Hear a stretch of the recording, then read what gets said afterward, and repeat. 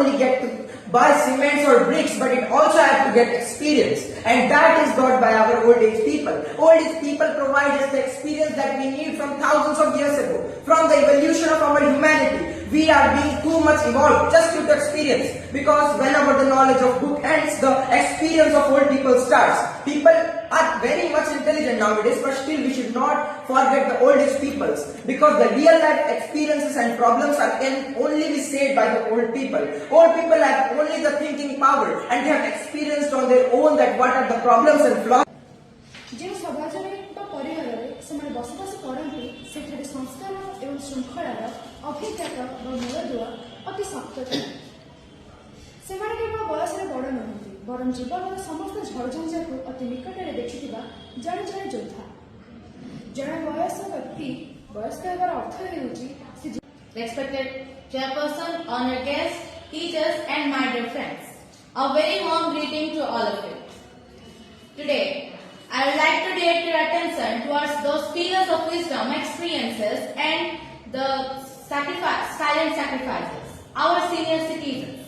The sloka I just recited beautifully explains that how attention can save. वरिष्ठ नागरिक आमरी भरोसा वरिष्ठ नागरिक आमरी भरोसा सेमानकर सेवा आमरी सर्वस सेमानकर सेवा आमरी अभिलाषा अज्ञानर भंडार वरिष्ठ नागरिक सेमानकु सम्मान देवा आमरी कर्तव्य।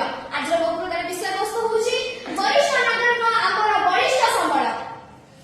आपण माने प्रश्न उठिबो सरकार नाही कि वरिष्ठ संबळ को आमर वरिष्ठ संबळ वरिष्ठ नागरिक को आमर वरिष्ठ आम वरिष्ठ आम वर्ग आम वरिष्ठ सभी मध्य श्रेष्ठ सभी मध्य श्रेष्ठ।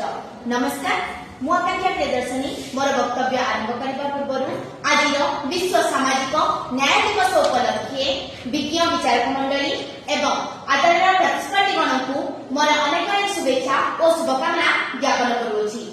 वरिष्ठ नागरिक आमर बलिष्ठ संबल। वरिष्ठ नागरिक माने आम समाज तथा आम परिवार रे एक आशीर्वाद स्वरूप अटंती। सेमाने आम समाज रे केवल पुराना पीढ़ी मानकर प्रतिनिधि नुहंती, बरं सेमाने ज्ञान अनुभूति एवं संस्कृति रे परिपूर्ण होइबा एक अमूल्य भंडार। एही वरिष्ठ व्यक्ति माने आम मानकु आम मानकर एही नमस्कार सम्माननीय सभापति महोदय, पूज्यस्पद गुरुमान वृंद एवं एटे उपस्थित थिबा मोर प्रतिजन भाई भौणी माने आज भितर प्रतियोगितार विषय वस्तु यह कि वरिष्ठ नागरिक आम वरिष्ठ संबल। तो ए विषय वस्तु वरण्य विचारक मंडली पूज्य गुरुजन मंडली ज्ञानी सुज्ञानी मंडली एवं एठारे उपस्थित आमर वरिष्ठ संबल। कथार अच्छी गोटे वृक्ष जेते पुराना तार छाई सेतिकी घंच। आमर वरिष्ठ नागरिक गोटे गोटे बट वृक्ष। सेमाने केवल अवसर प्राप्त व्यक्ति नुहंती, सेमाने हेउछंती अनुभूतिर भंडार। परिवार रे जेजेबापा और जेजेमांकर उपस्थिति केवल पिलामानकर सुरक्षा पे नुह, बरं सेमानकर संस्कार निर्माण एवं शिक्षा रे अधिक